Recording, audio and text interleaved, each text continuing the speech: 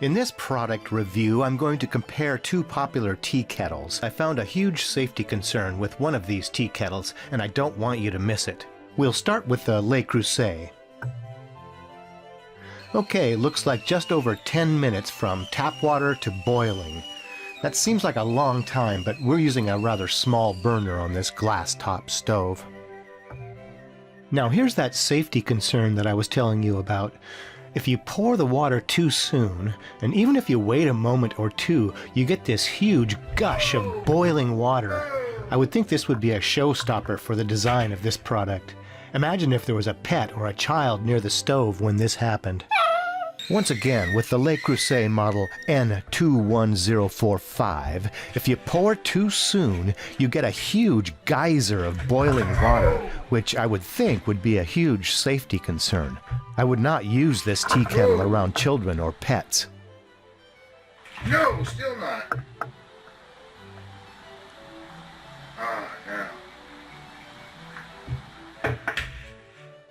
Let's compare the heating time and the pour with the Cuisinart model CTK-SS4.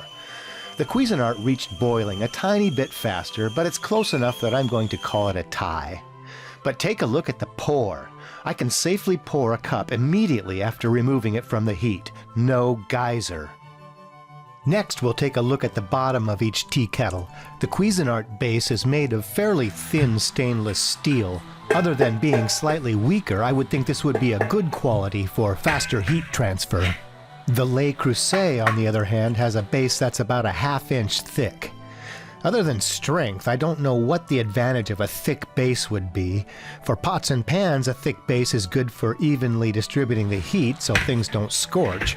But for a tea kettle, I don't see why even heat distribution would be necessary. I don't think we're going to scorch the water. A thin base transfers heat just fine and possibly slightly faster. The handle on the Le Creuset has this nice swivel feature, which is handy for filling it with water, but frankly, it's a little hard to remove the lid, so I usually wind up filling it through the pour spout. Also, I don't like that you need to use two hands in order to open the spout. With the Cuisinart, on the other hand, you can open the spout with the same hand that you use for the handle. As for the whistle, both tea kettles produce a nice loud whistle in the mid-80 to low 90 decibel range.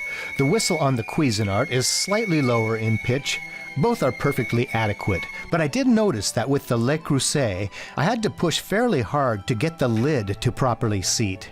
And if it doesn't properly seat, the water can reach boiling without the whistle ever sounding.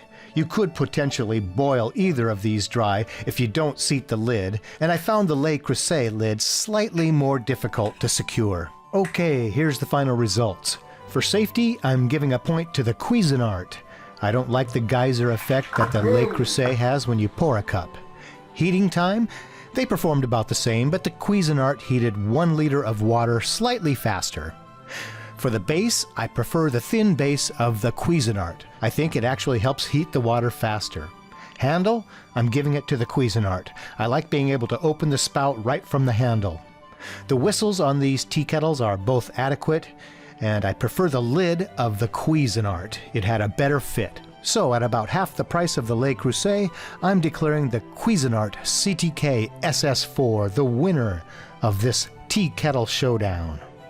Thanks for watching.